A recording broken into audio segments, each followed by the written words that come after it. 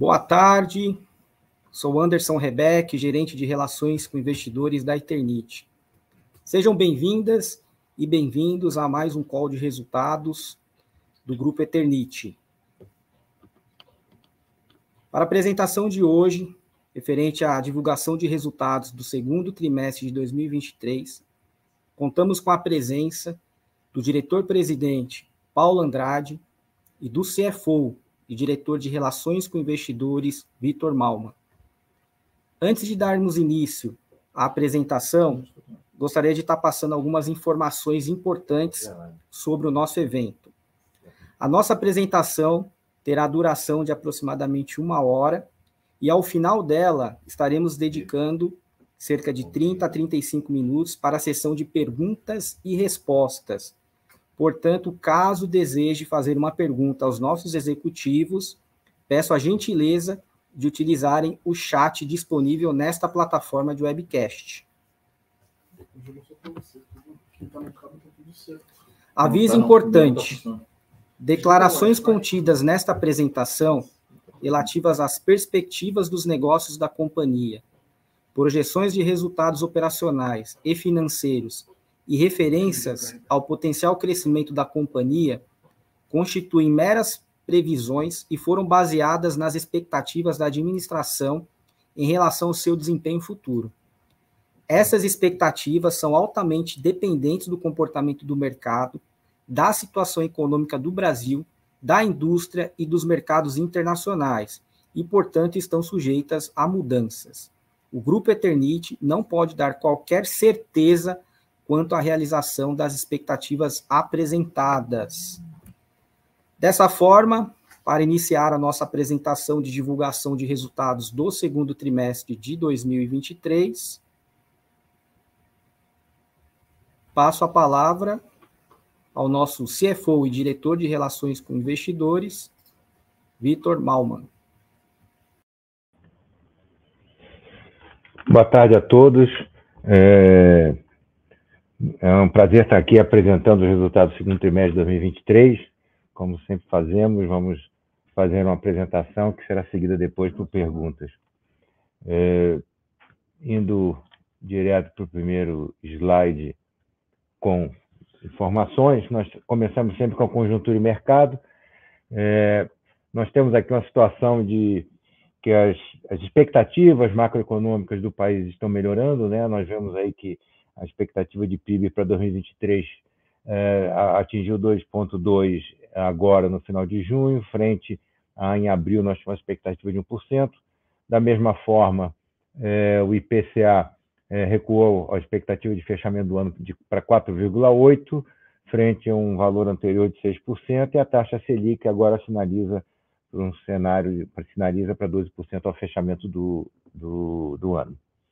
Por outro lado, esse cenário de melhor desempenho da economia no ano tem ainda no fechamento do primeiro semestre um quadro que afeta bastante a demanda dos nossos produtos, especialmente. Nós temos um quadro com 79% das famílias endividadas com algum tipo de dívida, de financiamento, dos quais nós temos cerca de 72 milhões de indivíduos inadimplentes, e com um quadro de, se por um lado o IPCA de alimentos recuou para 4%, nós tivemos ao longo de 2022 quase 12%. Né? Então, no nosso mercado, que nosso produto é destinado ao segmento médio-baixo, você tem aí a disponibilidade de renda para consumo bastante prejudicada por um nível elevado de endividamento, uma elevação do custo de alimentos, que é a prioridade dentro do orçamento das famílias. O impacto desses parâmetros nós podemos ver aqui no indicador da Abramat, feito pela FGV, que mostra que em junho nós tivemos um recuo frente ao valor de maio de faturamento de 1,9%, e no semestre nós acumulamos um recuo de 3,3%. É importante ressaltar que esse mesmo indicador apresentou um recuo de 6,9% em 2022, o que faz com que o crescimento experimentado em 2021 tenha sido todo devolvido e praticamente estaremos cerca de 3% abaixo do que seria o faturamento de 2020. Ingressando, então, agora nos nossos resultados operacionais dentro desse contexto, começando pelo principal segmento de negócio nosso, segmento de fibrocimento, as venda de telhas de fibrocimento, somente telhas, apresentou um recuo de 4% no valor do trimestre, totalizando cerca de 140 mil toneladas, o que representa uma média mensal abaixo de 50 mil. Por outro lado, no acumulado do ano, estamos no mesmo patamar de vendas físicas frente ao primeiro semestre de 22.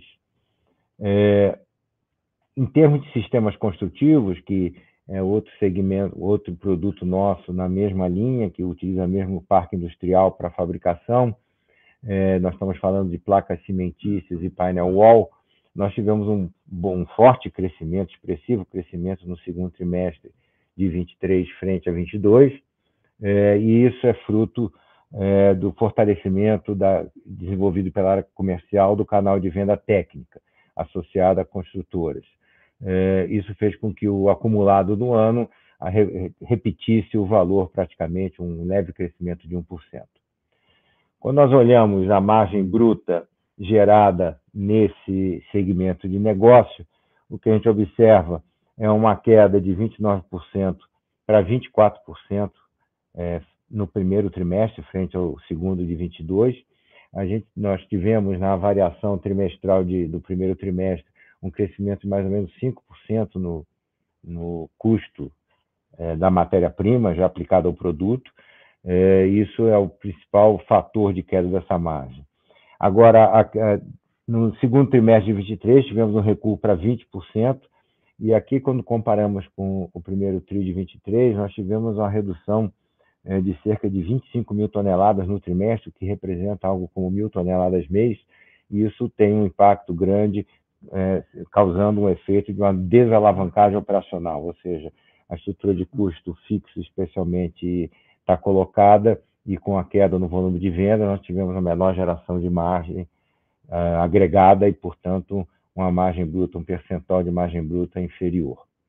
No acumulado do ano, temos aí esse patamar de 22% auferido nos 2 primeiros trimestres do ano.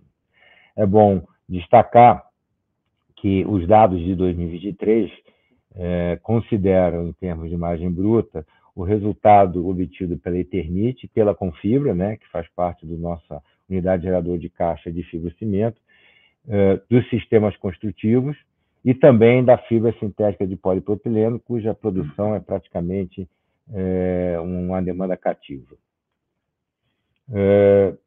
Passando para o segmento de telha de concreto, o recuo foi muito forte em relação ao segundo trimestre do ano passado, de 33%, e da mesma forma, no acumulado do ano, 27%.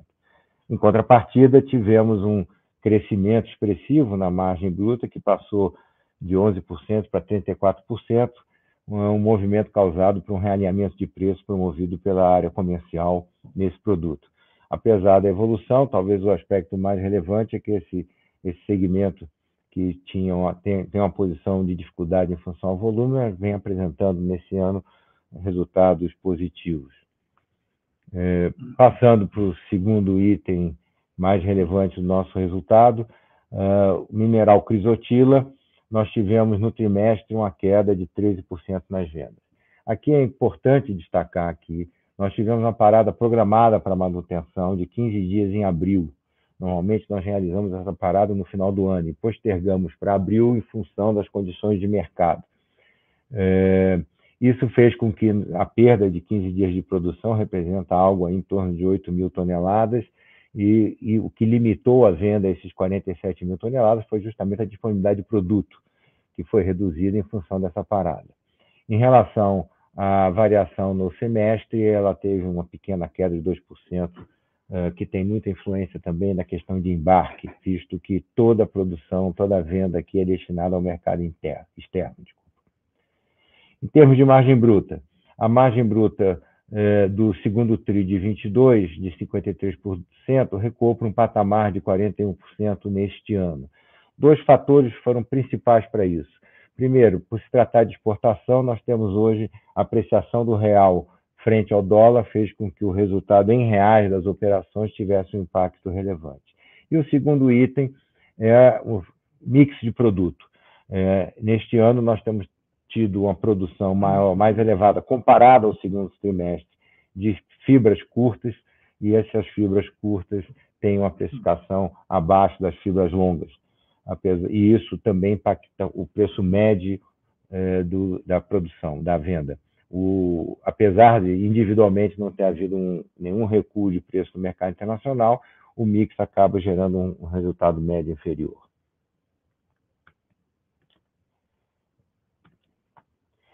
Avançando, então, para o desempenho financeiro consolidado, observamos um recuo na receita líquida trimestre contra trimestre de 11%, onde o principal fator foi o recuo nas exportações, que são representadas pelas exportações de crisotila. E aí, como eu comentei, volume e preço em reais foram os principais ofensores a essa queda de receita. No mercado interno, que aí nós estamos falando de fibrocimento especialmente, e também telha de concreto, esse recuo foi menor, mas também um recuo de 7%.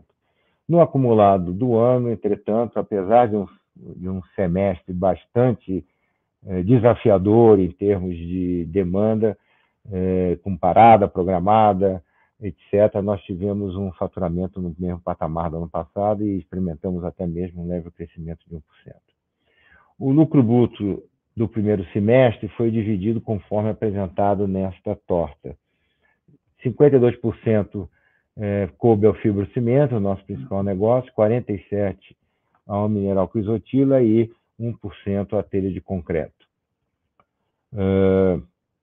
Em termos de margem bruta consolidada, então, estamos agora num patamar em torno de 26% a 28%, representando uma queda do que nós experimentamos no segundo trimestre, e aí são todos aqueles fatores que eu já comentei em cada negócio. Em fibrocimento, o aumento de custo de matéria-prima, a questão de volume, e no caso de crisotila, a queda, o recuo, ou apreciação do real frente ao dólar e uma mudança de mix de venda.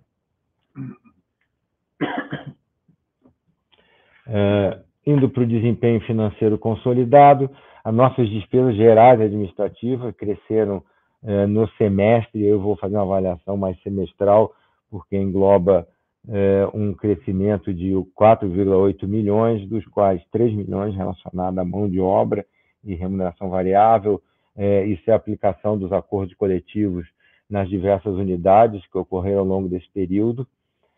Alguma despesa também com verba rescisória, e também tivemos cerca de 2 milhões pela incorporação da Confibra. Lembrando que esse resultado do primeiro semestre de 23 reconhece a Confibra dentro do nosso parque industrial, o que só ocorreu em agosto do ano passado. E, portanto, no primeiro semestre de 22 nós não temos essa despesa. A incorporação da Confibra, apesar do trabalho de reestruturação, transformação da unidade que nós chamamos de Hortolândia agora, a gente trabalha dentro da unidade de negócio, ela representa algo como um custo de gerais administrativos de 1 milhão por trimestre. E isso não ocorria no passado. Em termos de despesas com vendas, um crescimento no semestre de 9 milhões e meio, e aí nós temos principalmente dois fatores bem pontuais, né? Um PDD, né, o PSLD, o antigo PDD, sobre recebíveis da SAMA. Nós estamos falando de 2 clientes que geraram uma inadimplência nesse período. Nós estamos buscando renegociar essa questão, mas é um valor pontual digital, né? Diferentemente do fibrocimento, onde o PDD tem variações analógicas, né? Sobem e descem à medida do mercado. Nesse caso, foram 2 questões pontuais. E também um adicional de R$600 mil, mais ou menos, decorrente de indenização de representantes originalmente contratados pela Confibra e que foram renegociados os contratos ou substituídos pelos que já praticavam a representação para a Eternit.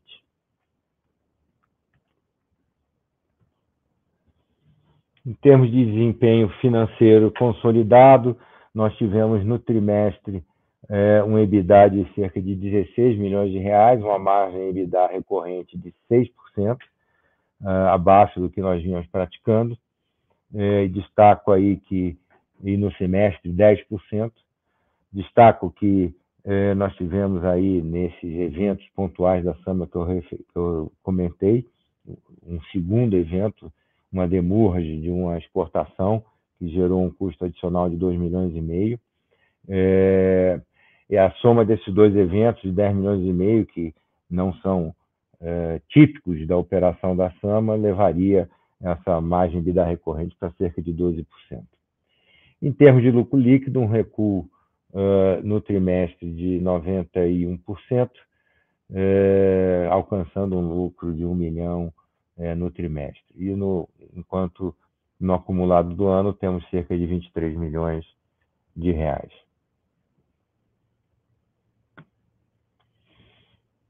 Em termos de caixa e endividamento, nosso endividamento líquido é de 76 milhões de reais, nossa dívida bruta de 126 milhões está dividida em linhas de longo prazo e de curto prazo.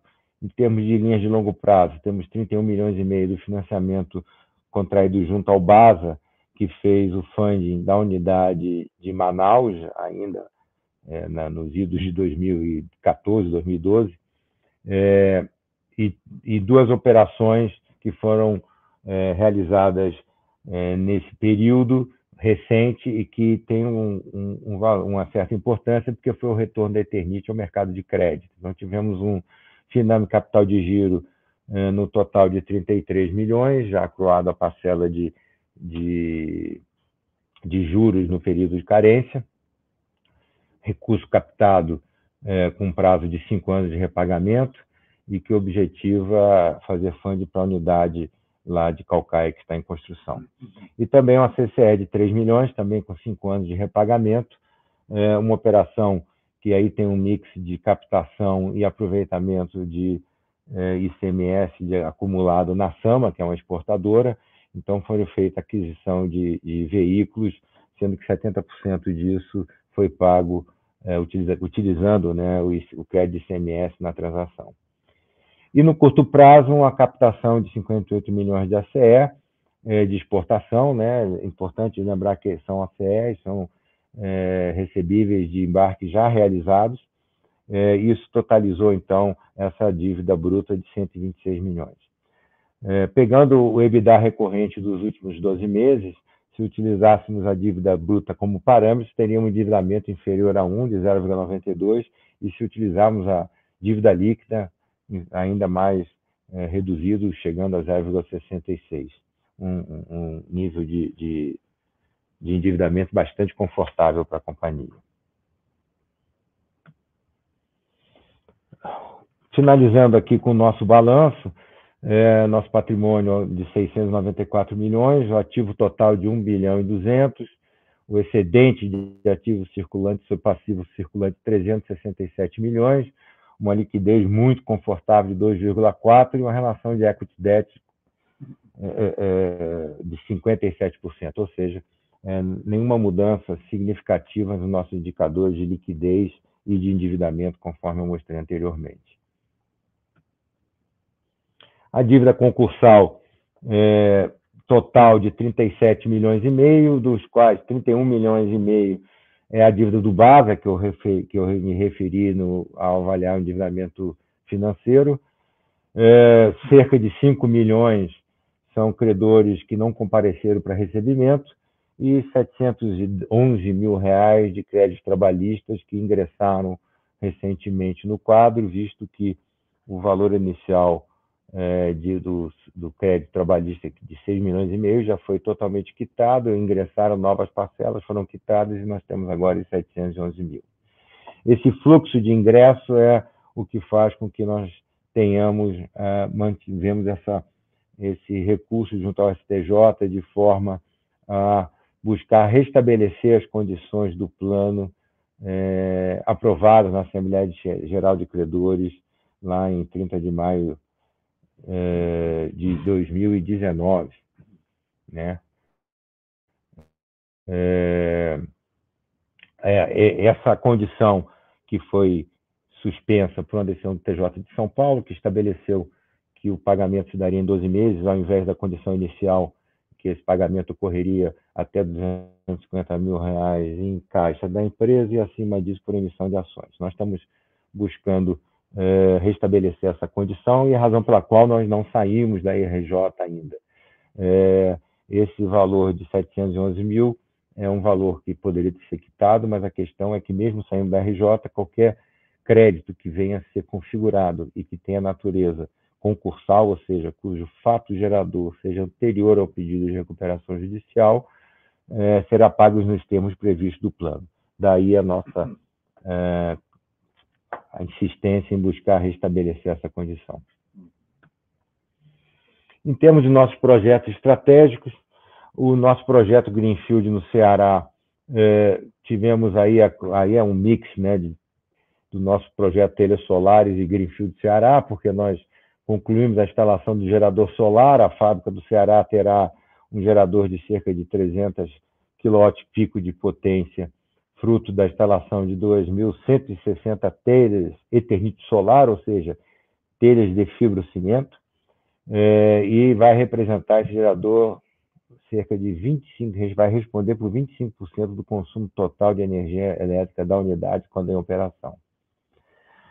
O projeto, no fechamento de junho, apresentava um avanço de 73% no cronograma físico e 68% no cronograma financeiro, e temos a previsão de partida no quarto trimestre de 23.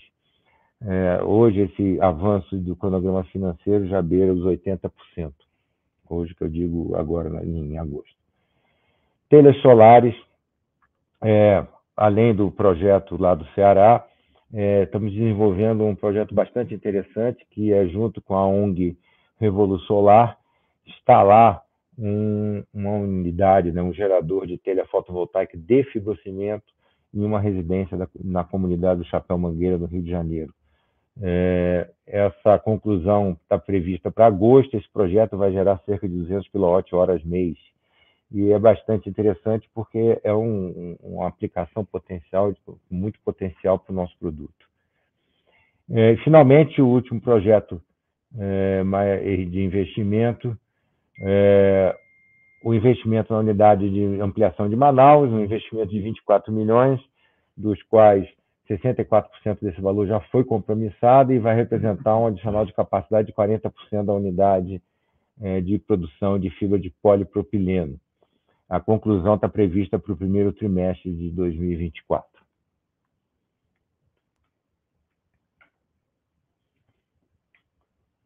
Em termos de mercado de capitais, nós fechamos o trimestre com uma cotação de R$ 11,08, o volume médio negociado de 3,2 milhões, market capital de 685, free float de 98% e uma base acionária bastante ampla de 25.500 acionistas, dos quais 47% representam a participação de pessoas físicas e 46% de clubes, fundos e fundações. Não houve nenhuma alteração significativa no nosso quadro acionário. Tivemos um evento subsequente, na mesma linha do que eu havia comentado, a captação de uma CCE de 3 milhões. Fizemos uma segunda captação junto ao Banco Sofisa, no valor de 5,9 milhões. Da mesma forma, 6 meses de carência e 5 anos para repagamento, parcelas mensais. E os recursos são destinados à aquisição de caminhões agora da controlada Sama, mas, da mesma forma, desse valor total, 70% será quitado com crédito de ICMS, representando um ingresso de caixa de longo prazo para fazer frente ao nosso investimento em Caucaia. Apenas para fazer o balanço, né, tivemos movimentação na administração da companhia. Então, a administração hoje tem na diretoria o Paulo, que está fazendo sua estreia no primeiro anúncio de resultados, eu, né, o Rodrigo, o diretor comercial, e o Ricardo, o diretor industrial. Da mesma forma, no conselho, nós temos hoje como presidente do conselho o Fausto Ribeiro, e o conselho é constituído, então, pela Luiz Bassi, Luiz Barbosa, Marcelo Auríquio e Richard Dorn.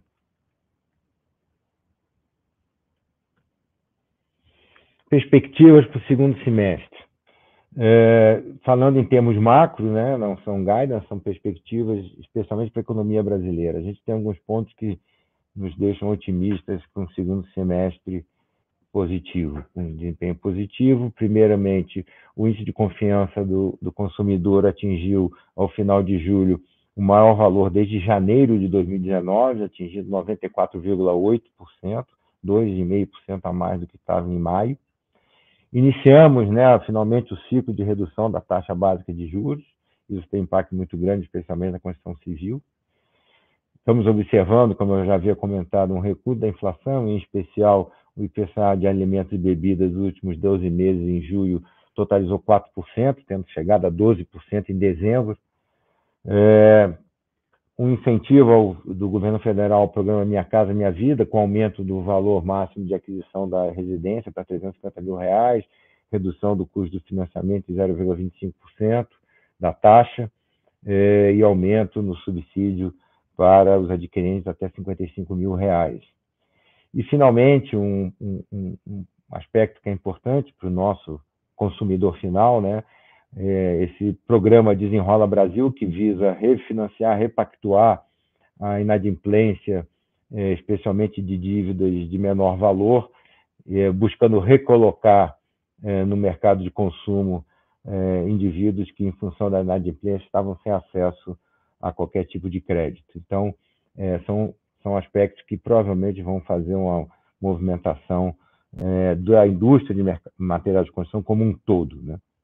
E, especificamente, em relação ao Eternit, nós teremos no segundo semestre a inauguração da nossa nova fábrica de fibrocimento. Como eu comentei, já tivemos o desembolso, já desembolsamos até o fechamento de julho cerca de 82% do valor previsto de CAPEX. Então, a ideia de conclusão e início de operação é uma notícia positiva para a companhia. Bem, era isso que nós tínhamos que apresentar e estamos abertos agora para a sessão de Q&A.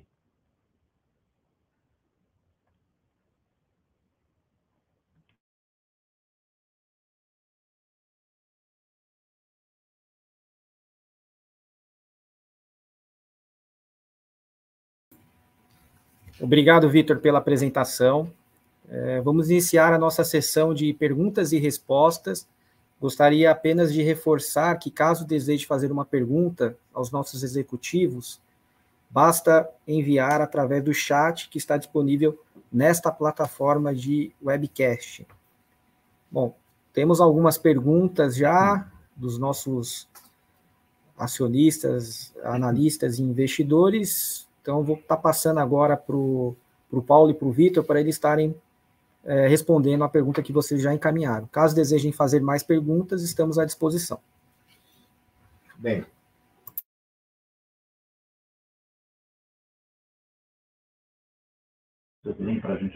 Eu vou ler, Paulo, pode deixar. Em relação à pergunta do Adelson, no primeiro tri, vocês falaram em aumento de capital no segundo semestre para financiar a expansão fabril. Já tem previsão de quando ocorrerá e quais serão os critérios e valor das ações para novos aportes? Ações atuais serão diluídos? Hoje, nós não temos em curso nenhum programa de aumento de capital.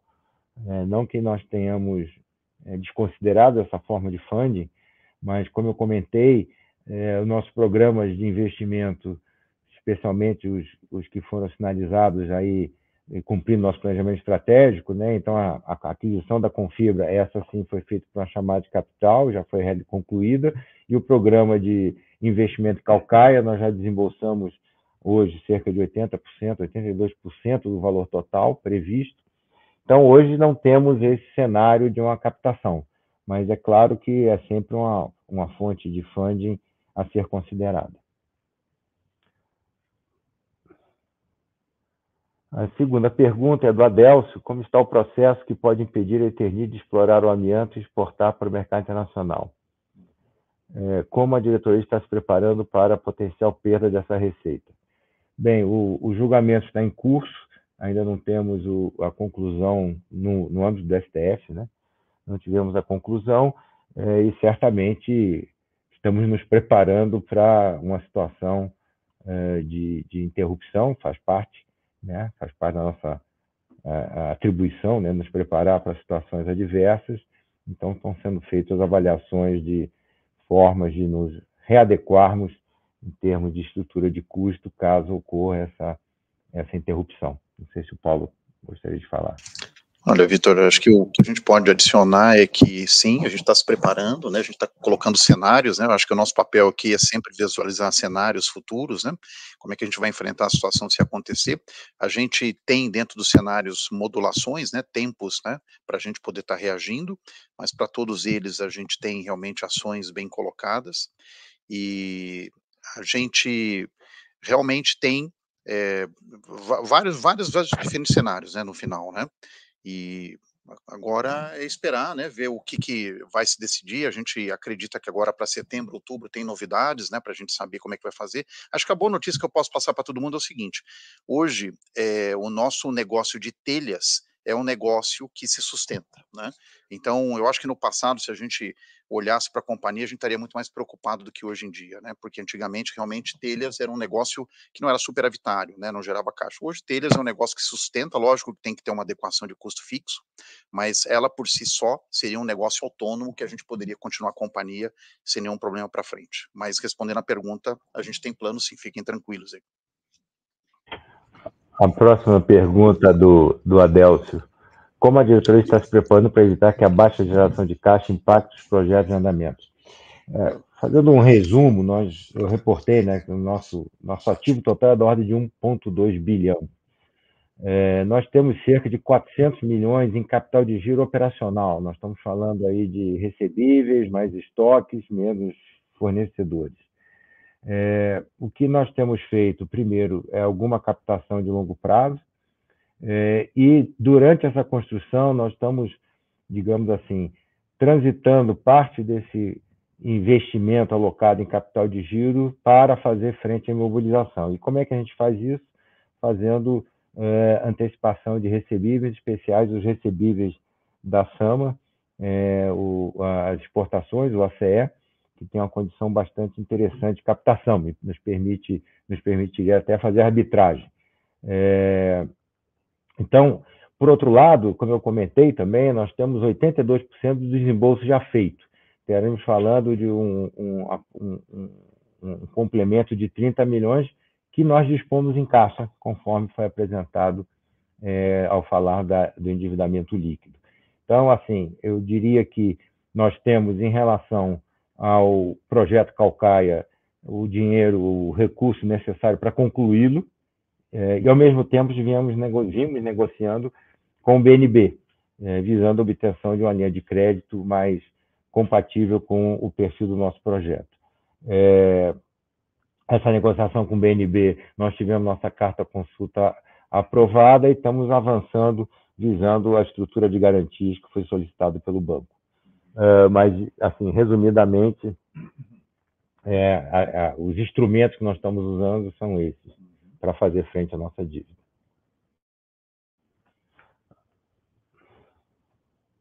A pergunta seguinte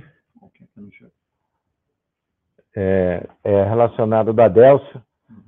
Como estão as vendas de telhas solares? Explicar mais sobre a situação do projeto, plano de expansão da fábrica, em linha com a pergunta anterior de aumento de capital. No momento, nós tivemos uma venda de telhas, nós liberamos para venda a telha de fibrocimento ainda no segundo trimestre, e essas vendas tiveram uma destinação chapa branca, né? Porque nós só temos a unidade de demonstração que ela é limitada em capacidade, né? A nossa unidade de Atibaia, e nós devotamos a produção para atender o projeto, até porque tínhamos que cobrir lá o galpão, e então, para que não houvesse atraso na construção da fábrica de Caucaia, nós focamos na produção para atender essa demanda cativa nossa. Então, existe um valor de venda aí que foi acumulado no primeiro trimestre de telhas de concreto, e no segundo semestre, praticamente, a venda foi toda ela nessas 2.160 telhas voltadas para a nossa unidade Caucaia.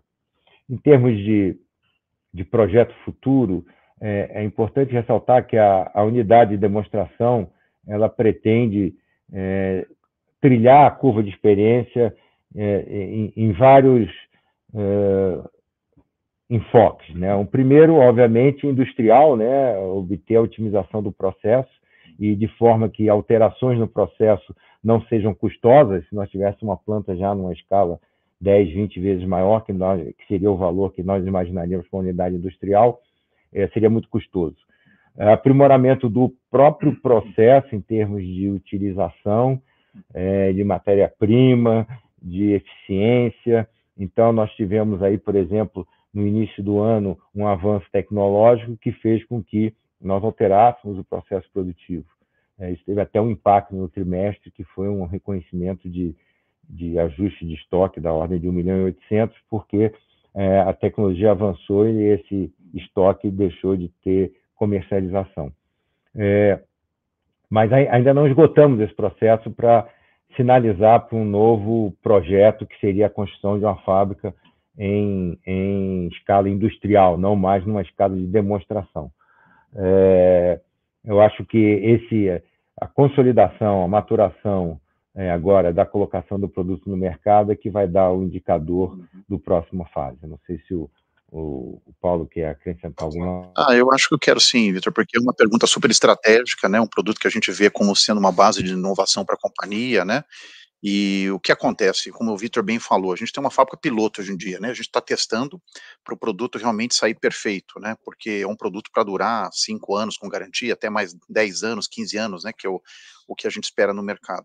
Então, o que a gente fez? A gente, num primeiro momento, tinha a telha de concreto, né? Que é a Tegola, que já estava sendo vendida. A gente parou um pouco a venda, porque a fábrica é uma fábrica única hoje, né? Que a gente usa para fazer tanto a Tegola como a Eternit Solar, né? Que é de fibrocimento.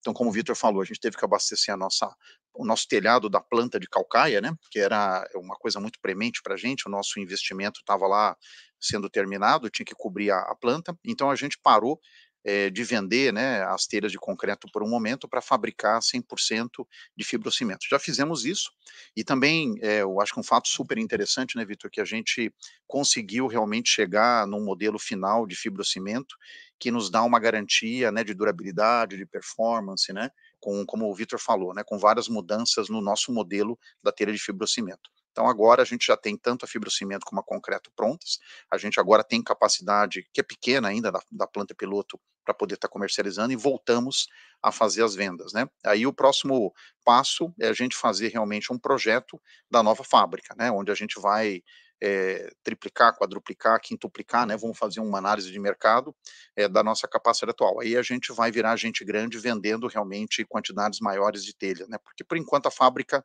ela é bem modesta, né, bem pequena, mas respondendo à pergunta, né, do nosso acionista, a gente vendeu internamente e agora voltamos a fazer venda no mercado também. Bem, a próxima pergunta é do José. Qual a razão de tanta demora na justiça autorizar o término da recuperação judicial? Eu havia comentado, nós temos uma questão que está no STJ, onde nós buscamos restabelecer a condição do plano que foi aprovado em Assembleia Geral de Credores e que foi alterado para a decisão do TJ. É do nosso interesse que a gente conclua a recuperação ou estabelecendo outra condição diversa do que ficou estabelecido lá na decisão do TJ, que seria um pagamento em 12 meses. Então, eu não diria que o judiciário, na recuperação judicial, não está demorando em nos retirar da recuperação judicial. Na verdade, a demora do judiciário está na apreciação do nosso recurso no STJ, para que a gente tenha restabelecido essa condição de pagamento. Paralelamente, nós vimos tratando de alternativas, caso esse prazo se alongue demais e a gente, então, tenha uma outra forma de pagamento que seja aceita pelos credores, trabalhistas, né? Estamos falando somente da classe 1, e aí sim estaremos aptos para sair da recuperação judicial. Paulo? Aqui. Eu acho que você já falou praticamente tudo, né? A gente se incomoda muito, né, com essa permanência na recuperação judicial, como o Vitor falou, para a gente é um problema realmente de funding, né? A gente tem que fazer um projeto gigantesco, né, como esse de Caucaia, né, de 170 milhões praticamente, né, de reais com capital próprio, né, com alavancagem de curto prazo, né? E fora que a gente não tem prazos interessantes, né, de fornecedores, a gente tem toda uma situação típica de RJ. Então, a gente está trabalhando para conseguir sair o mais rápido possível, né? Tem essa decisão da STJ que a gente aguarda, mas a gente não está dormindo, né? A gente está tentando ver outras alternativas, né? Caso isso demore demais ou a gente tenha uma resposta negativa, para fazer a proteção que a gente entende a companhia precisa, né? Porque, como vocês veem, né, nos números que o Vitor mostrou, né, no balanço, na parte de endividamento, a empresa é uma empresa super saudável, né? Uma empresa até sui generis, né? Dentro de uma RJ, né? Uma empresa que hoje, né, ela tem realmente na RJ uma proteção que ela necessita, mas a gente acha que em um breve período a gente tem novidades aí para falar.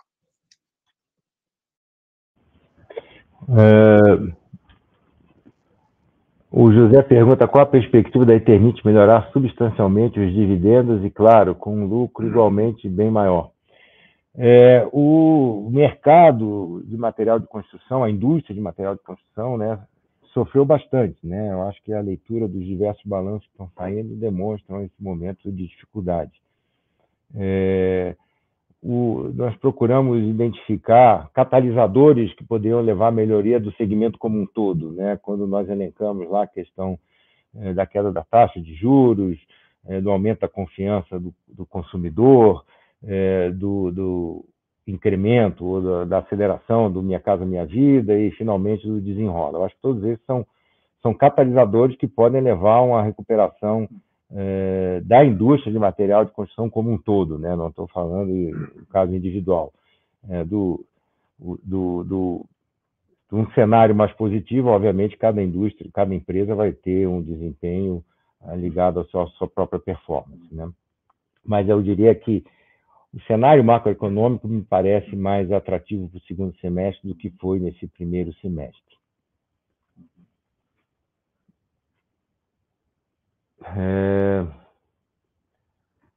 Tem uma pergunta do José: é verdade que o senhor Bassi pretende se desfazer de suas ações na empresa? Aqui eu acho que, infelizmente, nós não falamos em nome dos nossos acionistas, né? Então, eu vou passar essa pergunta. Depois, pergunta do Fabrício: me parece que a Confibra adicionou custos à operação da Eternit, mas até o momento não proporcionou um aumento no faturamento, sinergias e consequente diluição de custo fixo. O que houve com a aquisição da Confibra? Eu acho que o Fabrício tocou num ponto bem importante. A reestruturação foi feita, né? A Confibra era uma empresa e hoje ela tem uma estrutura administrativa de uma unidade industrial, né? Não tem diretoria, tem uma parcela, um efetivo bastante voltado ao transacional, à operação.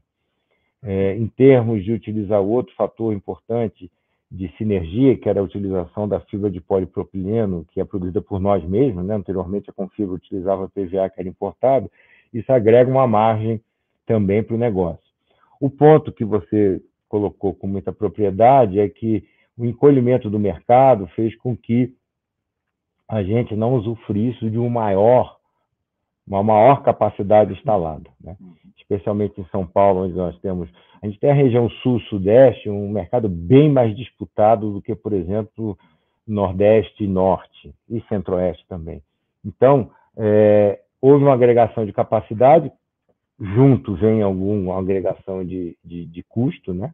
É diferente, nós ampliamos a unidade do Rio e de Goiânia em 10% da capacidade ao modernizá-la, né? Ao fazer um investimento quase de recuperação de continuidade operacional, isso gerou um aumento de capacidade de 10%, e aí não teve aumento de custo fixo nenhum, né? Foi um DBN, um desgargalamento das unidades existentes.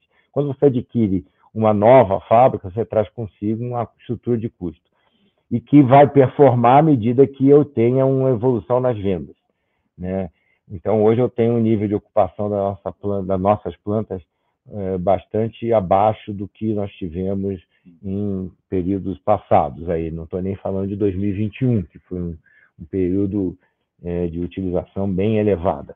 Mas a gente entende que o o processo em si, a estratégia está correta. O nosso produto é um produto de margem baixa, que o frete no transporte para distâncias mais longas penaliza, e a solução para isso é uma maior cobertura regional com fabricação atendendo a demandas regionais.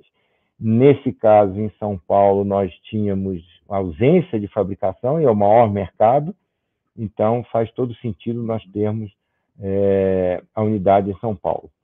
É claro que hoje, quando se avalia quanto é que está de Confibra de venda, né? Houve todo um movimento, né? Eu deixei, por exemplo, a primeira racionalização também foi em termos de frete. Eu chegava em São Paulo, vindo do Paraná e do Rio de Janeiro. Agora eu estou atendendo via a unidade de Hortolândia. Isso, portanto, foi um aumento da nossa competitividade neste mercado de São Paulo, que no momento de retração de demanda, como nós estamos vendo nos mercados como um todo, teria sido bastante difícil manter a posição que nós já tínhamos em função dessa maior disputa que se traduz em queda de preço, né? Esse é um ponto importante também. A empresa se vê como uma empresa líder no mercado e, como tal, ela é uma balizadora de preço, e o que a gente observou nesse período foi que o nosso preço no semestre contra semestre, na verdade, não caiu, até que subiu 1,5%, mas assim, a área comercial fazendo o seu trabalho no sentido de não espremer as margens nesse momento. Então, acho que a política de pulverização também foi uma fortaleza para nós nesse momento, porque para não deslocar dos nossos clientes a necessidade de ir a 3.000 clientes, não é simplesmente ir em distribuidores. Mas, de qualquer forma, o benefício, a alavancagem operacional da escala, como bem colocou o Fabrício, vai ocorrer quando nós aumentarmos o nível de ocupação das nossas unidades industriais. Isso necessariamente só virá com o aumento da demanda do mercado. Paulo, por favor. Acho que eu tenho um ponto, sim, Vitor. Acho que a pergunta é muito bem-vinda, né, porque é uma dúvida que vários acionistas têm. Eu acho que a Confibra, nós não temos dúvida que foi a decisão correta, né? A gente tinha que estar presente em São Paulo, como o Vitor falou, né? A gente abastecia São Paulo via as plantas do Rio de Janeiro e de Colombo, né? Que fica do lado de Curitiba, que tinha um frete muito difícil para a gente, né? E a gente não era competitivo, então a gente teria que estar em São Paulo. Compramos, né? Passamos por um momento, como vocês sabem, ruim de demanda, né? A demanda caiu realmente, né? Nesse segundo trimestre, especialmente, e também houve alguns movimentos de concorrência, tá? Houve uma combinação de fatores, na verdade. A gente teve um concorrente do Rio de Janeiro que tinha uma máquina hibernada que colocou a máquina para funcionar, então jogou mais 6.000, 7.000 toneladas de capacidade no mercado, né? E também a gente teve a inauguração de uma fábrica nova de um concorrente em Goiás, né? E uma parte da produção de São Paulo ia ali para o Triângulo, né? Para Goiás. E com isso, grande parte realmente, né, dessa demanda de Goiás não foi atendida mais por São Paulo e ficou dentro de São Paulo. Então, com isso, né, com essas duas novas máquinas, né, que a gente tem, houve um desbalanceamento, né, do equilíbrio concorrencial que saía de São Paulo. Né, aconteceu isso. Também houve aumentos de capacidade, os concorrentes fizeram e nós fizemos, né, porque a gente vem de um 2021 que foi fenomenal, né, todo mundo se preparou realmente para estar mais apto a ter capacidade. Com tudo isso, o estado de São Paulo e uma parte da região sudeste ficou um pouco desbalanceado em termos de capacidade, né, e demanda, e fez com que realmente os volumes caíssem bastante, né. Então, tudo isso junto, né, realmente a Confibra hoje está sendo utilizada abaixo do que poderia estar sendo utilizada, mas a gente não tem dúvida que foi a decisão certa. A gente aproveitou, já que havia essa possibilidade, para fazer uma reforma nas máquinas, né, até para trazer o nível de qualidade, né, da Confibra para os melhores estándares possíveis, né, state of the art do mundo. Né, e estamos fazendo isso, tanto é que está com uma máquina parada e a gente começa uma outra máquina logo em seguida para terem o mesmo padrão de todas as fábricas da companhia, tá? Mas, assim, de novo, a decisão foi super correta, só que a gente passa por um momento de estresse dentro do mercado de São Paulo e do Sudeste, que deve ser contornado, né? Assim que a demanda melhorar e se equilibrar um pouquinho, né, toda essa parte concorrencial, acho que a Confibra volta a ter muito mais vantagens para a companhia, tá? Ok. A pergunta do Paulo: qual o principal fator mais impactou o resultado desse trimestre? Fazendo uma longa história curta, fibrocimento, volume de vendas. SAMA, parada programada para manutenção e aspectos pontuais de PDD. Acho que isso são os 3 fatores que impactaram o nosso resultado nesse trimestre. Francisco, haverá uma redução no pagamento dos dividendos frente à forte redução dos lucros?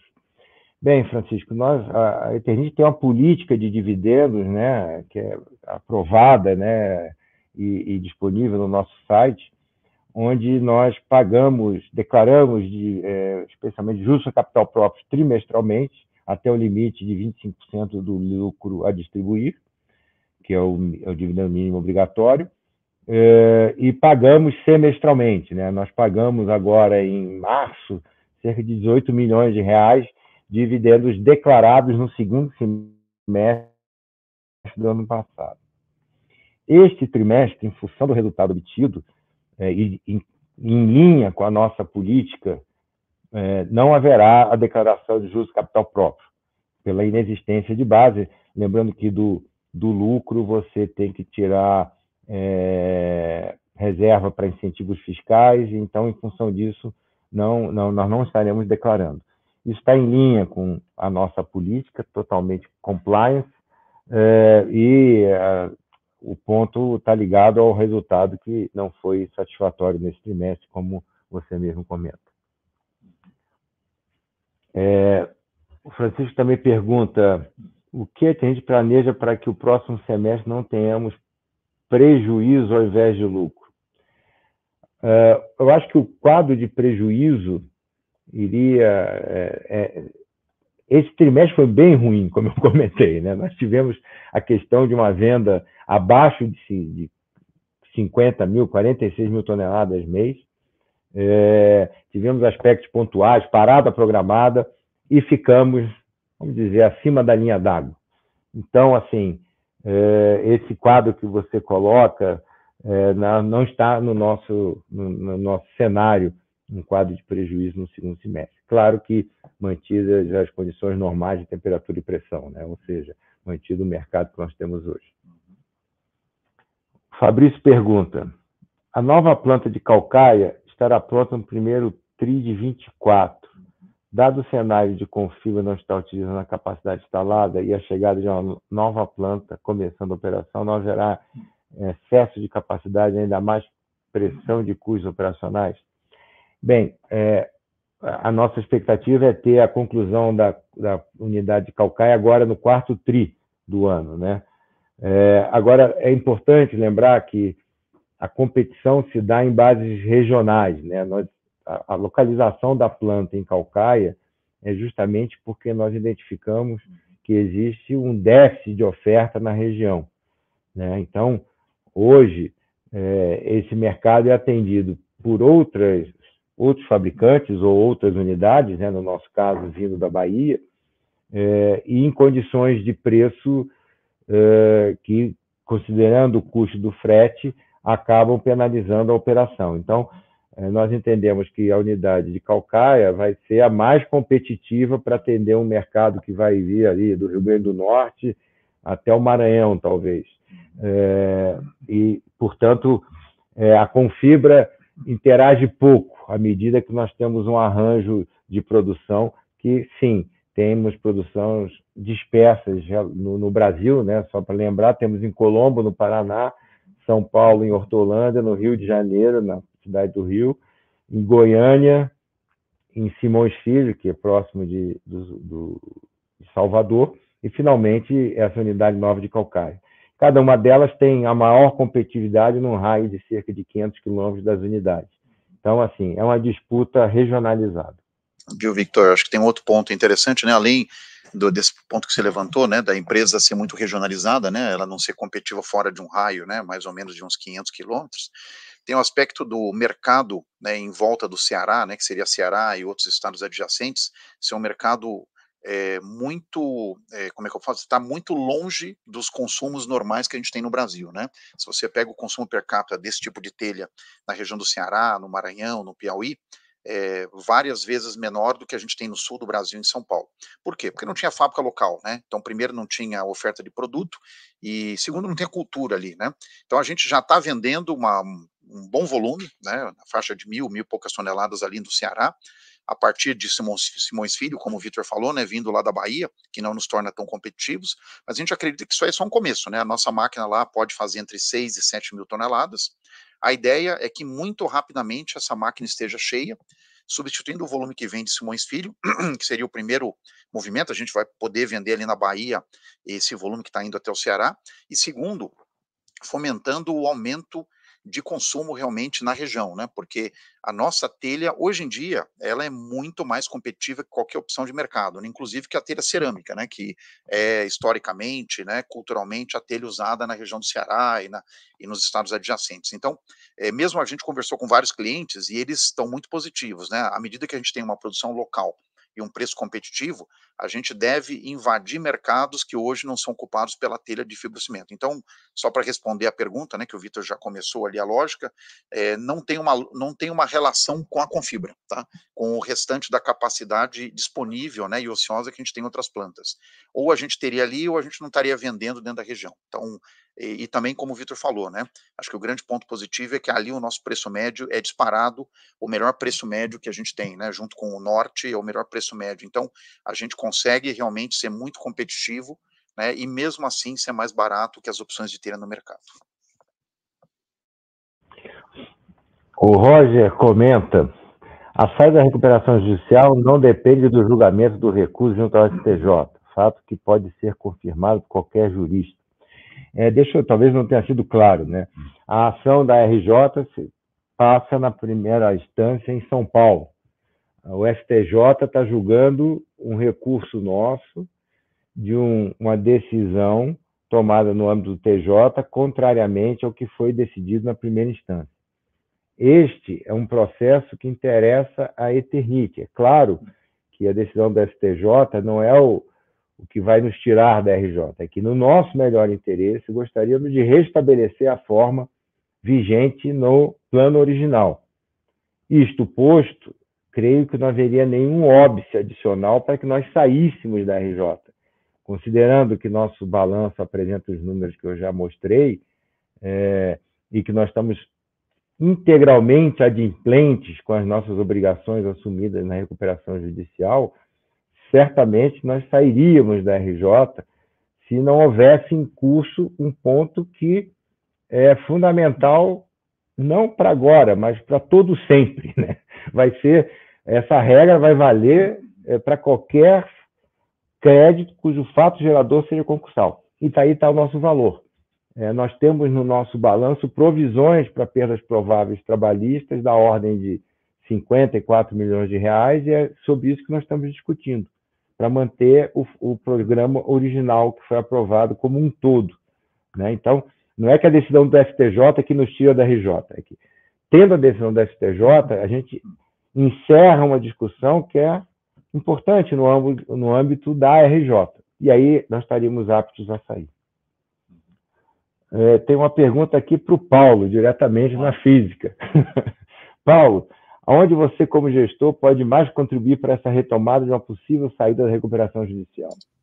Eu acho que onde eu posso contribuir é na gestão da companhia, né? Eu acho que pela minha trajetória, né, desses 37 anos aí, sendo CEO na minha 8ª companhia, né? Eu acho que já foi comentado por outros canais, né, que eu sou conselheiro da companhia, fui conselheiro da companhia nos últimos 3 anos, ou seja, conheço bem o negócio, né? Já fui também executivo, né, presidente da Amanco, né, uma empresa de tubos e conexões no mercado de construção civil.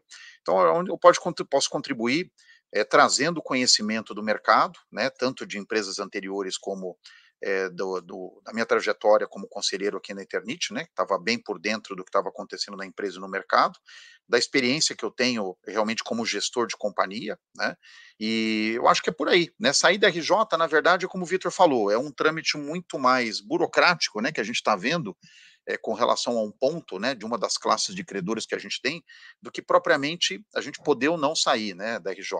Hoje, tecnicamente, né, na parte financeira, é uma empresa que não necessitaria ser protegida por uma recuperação judicial, porque a gente está adimplente, a gente tem geração de caixa, a gente paga todos os fornecedores, né? E a gente já praticamente saldou, né? Todas as dívidas que eram relevantes, tem uma dívida só que foi decisão da companhia manter, inclusive, né? Que é uma dívida muito barata com o Banco de Fomento. Então, a minha contribuição, eu acho que não é tanto nesse movimento, eu acho que é muito mais numa renovação de ciclo, né? Porque o antigo presidente teve com a gente durante 6 anos e pouco, e o Conselho via por bem fazer uma renovação de ciclo, né, que houvesse alguém com ideias um pouco diferentes, né, para poder implementar mudanças que fossem interessantes para a companhia. Então, acho que onde eu posso contribuir realmente é na melhoria da gestão da companhia, trazendo algumas ideias novas, né, para novos produtos, diversificar a companhia, né, deixar a companhia menos dependente, de repente, só de uma telha, né, que é um produto muito importante, é um gerador de caixa nato, mas é um produto já maduro, né, um produto onde você não tem grandes perspectivas, né, de crescimentos futuros, apesar de 50% da telha do Brasil hoje ser telha de fibrocimento, né, a gente tem um mercado gigante ainda de manutenção, de reposição, ou mesmo de novas construções dentro desse padrão. Mas aí, indo objetivo à pergunta do acionista, eu posso contribuir com a minha experiência de vida, né, como gestor em 14 companhias, né, contando os conselhos, 18 companhias, e conhecendo o mercado e fazendo realmente uma mudança de ciclo dentro da empresa com ideias diferentes, né? Acho que é por aí que eu consigo contribuir de alguma forma. Obrigado, Paulo. O Manuel faz a pergunta: qual a expectativa de prazo para encerrar definitivamente a RJ? Essa é a pergunta que eu ouço até em casa. Mas, assim, temos dois caminhos, né? Tem um caminho judiciário que nossa ação, por mais intensa que seja, tem limitações, e tem um caminho que a gente está desenvolvendo, que seria uma forma alternativa de pagamento, né, que não seria nem o que está previsto no plano original, nem a condição estabelecida de pagamento em 12 meses, que a gente vem buscando desenvolver esse plano B para que seja uma possibilidade na mesa, inclusive para que nós possamos sair da RJ. Não há dúvida que essa questão da RJ, eu como financeiro, a gente teve aí um movimento positivo de retorno ao mercado de crédito, mas certamente esse sobrenome de Eternit em recuperação judicial é bastante desfavorável. Então, existe uma visão, acho que na organização como um todo, da necessidade de sair da RJ. Agora, sair de uma forma que a gente veja alcançados os objetivos que foram traçados lá no início, quando nós solicitamos a recuperação judicial. Paulo? Vitor, eu também gostaria de ter a data, né? A gente não tem data da saída, todo mundo pergunta. A gente tem cenários, né? É que a gente agora seria, acho que uma falta de juízo da nossa parte, dividir cenários, né? Que são conjecturas, né? Que a gente tem, né? Como o Vitor falou, tanto esgotando realmente, né? A nossa ação o recurso no STJ, né? Que a gente está aguardando, como outras alternativas que a gente está vendo, né? Para se proteger realmente. A gente tem a consciência de que a RJ ela atrapalha muito a companhia no operacional, né, no dia a dia, de captação, né, e de tudo, né, de crédito, de busca de crédito no mercado, mas a gente acha que é um mal necessário hoje em dia para a proteção da companhia, né, para aspectos, como o Vitor falou, da parte especialmente trabalhista no futuro. Então a gente gostaria realmente de estar mantendo, né, o acordo original, né, com os credores, a gente vai lutar até o final e com o plano B também, mas não dá para a gente cravar uma data. Agora, o que a gente gostaria, os acionistas nos cobram a todo momento. Quando é que você sai, né? Porque a gente acha que a companhia só tem a ganhar com isso, mas difícil de falar qualquer data, né, Vitor? Qualquer coisa que a gente falar aqui é responsabilidade da nossa parte. Mas deve ser breve, tudo indica que vai ser breve.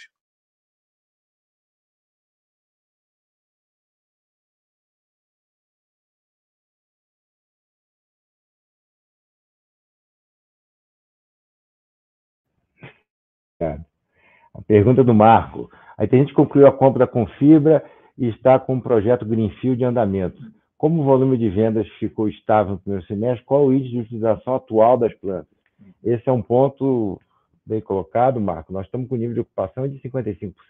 É muito baixo. É muito baixo. O Pedro pergunta da mesma forma, então já respondemos. Adélcio, qual a expectativa da Eternit em relação à queda de juros Selic? A partir de que taxa Selic o mercado de construção civil tende a acelerar a expansão e com isso a Eternit voltar à normalidade nas suas vendas? Selic de 10% ao ano, previsto para 2024, poderá normalizar as vendas? Nós temos aqui dois impactos, né? Um é impacto, a Selic vem atrás de uma queda de inflação, né? E essa queda de inflação talvez seja o fator antecedente mais importante para a gente, porque eu comprometo uma parcela menor da renda do meu consumidor final no pagamento das suas contas que chegam todo mês, né? A taxa Selic, obviamente, é um fator importante para incorporações, né? As incorporações são mercados importantes para nós na telha de concreto, mas que, por outro lado, tem uma relevância no nosso portfólio não tão acentuada, e dessa forma, eu não tenho esse número, olha, a partir de que Selic vai começar. Um bom fator antecedente é ver os lançamentos de novos empreendimentos imobiliários, né? Houve um aumento elevado nos estoques de imóveis, especialmente nas regiões como São Paulo, e muita coisa presa em função que o financiamento de longo prazo se faz necessário para a aquisição desses imóveis. O nosso quadro talvez seja mais Minha Casa Minha Vida e disponibilidade de renda na mão do consumidor final. E aí, para isso, a inflação, reprogramação de dívida via o programa Desenrola, por exemplo, que traz de volta para o mercado de créditos. Nós temos 72 milhões de pessoas inadimplentes, então esses são os parâmetros talvez mais sensíveis para a nossa venda, né? Para as incorporações, certamente para as construtoras no mercado, a questão da Selic é a mais sensível no primeiro momento, mas é claro que tem um efeito secundário disso, né? Queda de juros também reduz o custo de manutenção das dívidas das famílias também.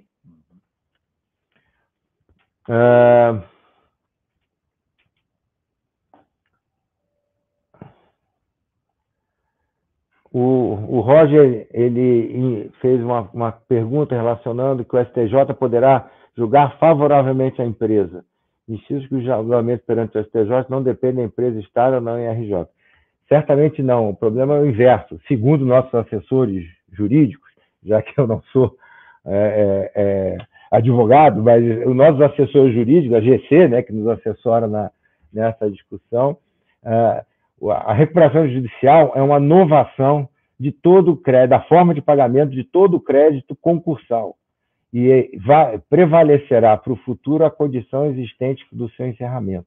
Então, o problema pode ser até que o STJ julgue perda de objeto, porque encerrou a RJ, mas não é essa a nossa preocupação. Nossa preocupação é encerrar numa condição que nós entendemos que não deveria prevalecer. E o Roger fala, Roger agora apareceu. Agradeço a atenção, falo como professor de Direito e procurador do município de São Paulo. Poxa, Roger, aí foi desleal, né? Discutir comigo com essa competência em Direito. Eu sou apenas um executivo que tem uma assessoria jurídica da GC para nos manter no programa de RJ. Mais alguma pergunta? Bem, então encerramos. Roger, muito obrigado. Eu acho que nós tivemos várias perguntas e uma atuação bastante relevante. Está tendo eco aqui. Ok, vou passar de volta para o...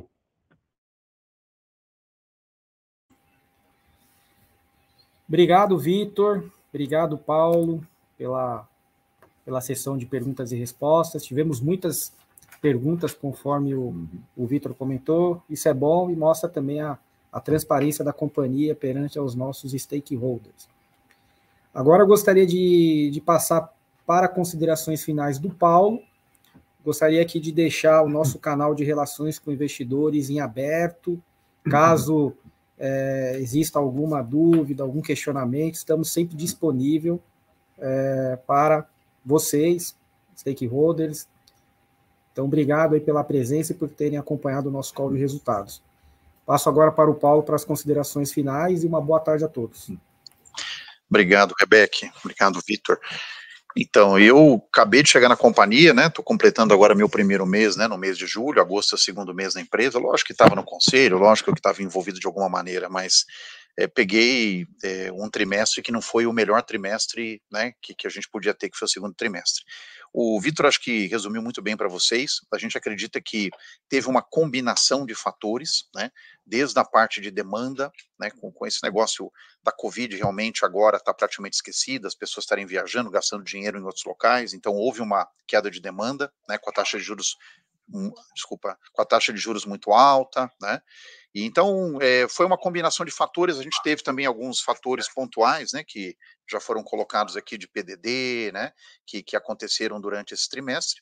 Mas o que a gente está vendo, pessoal? A gente está vendo que existe uma perspectiva muito positiva, né? O Vitor já sinalizou. A gente está vendo todos esses fatores macro, né, da economia, com relação à taxa de juros, que talvez seja o menos relacionado no primeiro momento, mas desemprego, né, que a gente ouve muito falar, né, que está tendo uma recuperação. Eu sei que tem muita coisa de informalidade, mas o desemprego em si, as pessoas procurando emprego está reduzindo bastante. A gente tem a parte da inadimplência, que para a gente talvez seja um dos indicadores mais relevantes, porque quem está endividado não compra, né, porque não consegue pagar as dívidas, não vai comprar telha, não vai comprar realmente um material de construção, né, que é outra parte. E inflação, né, que tira dinheiro do bolso, especialmente inflação, a gente bate muito nessa tecla, né, essas inflações mais sofisticadas aí da GV, né, não interessa tanto, é muito mais correlacionado a alimento, né, porque alimento praticamente ocupa grande parte do bolso, né, desse nosso consumidor potencial. Então, tudo isso a gente vê uma melhoria, né, eu acho que todos os fatores que eu mencionei para vocês, a gente está vendo uma melhoria a partir agora do mês de junho e julho, tanto é que a gente vê isso refletido, né, se a gente olha o segundo trimestre de uma maneira um pouquinho mais fracionada, você vê que houve uma melhoria, abril foi horroroso, maio foi um pouquinho melhor, junho foi melhor, né, a gente vê uma melhoria, né, dentro do próprio trimestre, a gente vê uma melhoria também. E a perspectiva que a gente vê para julho, agosto, setembro é realmente melhor com toda essa parte macro e a parte micro, né, com a parte que eu mencionei para vocês da concorrência, né, que colocou capacidade, se encontrando, se equilibrando de uma maneira mais decente no mercado, né, porque sempre que se entra com capacidade adicional é sempre mais complicado, né, todo mundo tenta ganhar volume, e eu acho também que a gente está olhando esses avanços da concorrência de uma maneira um pouco diferente do que olhava no passado. A gente manteve preço realmente, até ganhou preço, né, se comparar trimestre a trimestre, né, foi um leve ganho de preço, e a gente está olhando agora por canais, uma maneira de precificar de uma forma um pouco diferente, para poder preservar os nossos territórios, né, a gente não perder mais, a gente já conseguiu ter movimentos muito interessantes de recuperação de volume em alguns clientes, tá? Especialmente agora, a partir de junho, a gente consegue já recuperar alguns volumes que foram perdidos. Então, a gente vê uma perspectiva muito positiva a partir do terceiro TRI, acho que quarto TRI tem coisas melhores que vão acontecer, tá? Então, isso que eu queria dar para vocês, uma palavra de confiança, né, de otimismo, que a gente vê realmente muita coisa acontecendo, a própria mina também, né, a gente tem, depois dessa parada, né, porque, vejam bem, né, foi uma parada de 15 dias, né, então a gente praticamente perde metade de um mês de produção, e a mina não tem jeito, é o dia que conta, né, quanto mais dias de produção, mais embarques você consegue fazer. A gente não tem nada programado de forma relevante nos próximos meses, então a gente deve manter a toada, né, das 17 mil toneladas mensais até 20 mil toneladas todo mês, né, estamos com preços muito bons em dólares, né, não tem caído, pelo contrário, só esse dólar tem que ajudar um pouquinho, né, vamos ver se para de cair um pouco, né, mas a gente tem perspectivas muito positivas da mina, né, na operação da mina, com relação à precificação e demanda de mercado internacional. Então, a perspectiva é muito boa, tá? Eu acho que vocês podem esperar aí novidades interessantes a partir do terceiro TRI, sim. Tá bom? Isso que eu queria passar para vocês, um panorama geral de como a gente está vendo o negócio, está vendo o mercado de construção civil, né? E a própria Abramat, né, quando coloca os indicadores, houve quedas, mas agora existe uma perspectiva mais positiva. A gente faz muita comparação, não só na parte de telhas, mas outros materiais de construção, vê tubos e conexões, vê tintas e vê cimento, e a gente vê que havia uma queda muito grande até abril, maio, junho, e a coisa já está ficando mais estável, né? Já existe uma estabilidade, pelo menos, não é que está aumentando, mas parou de cair a demanda desses materiais de construção mais básicos, né, dentro da utilização da classe C, D e E, que é o nosso público-alvo. Tá? Então, esse é o resumo que eu queria fazer para vocês. Agradeço muito a atenção. né, e a confiança de vocês, e eu começando esse meu novo ciclo, né, a partir de julho, o que eu posso prometer realmente que a gente vai se revirar aqui para ver alternativas interessantes para recuperar rentabilidade e fazer o que é a tradição da Eternit, né, pagar dividendos, JCP, né, tá realmente agregando valor para a companhia, né, como alguns acionistas colocaram, para a gente continuar o nosso plano de remuneração acionista que seja atraente, né, que realmente vá de acordo com o nosso histórico que a gente tem desde então. Tá bom, gente? Obrigado, um grande abraço a todos vocês aí.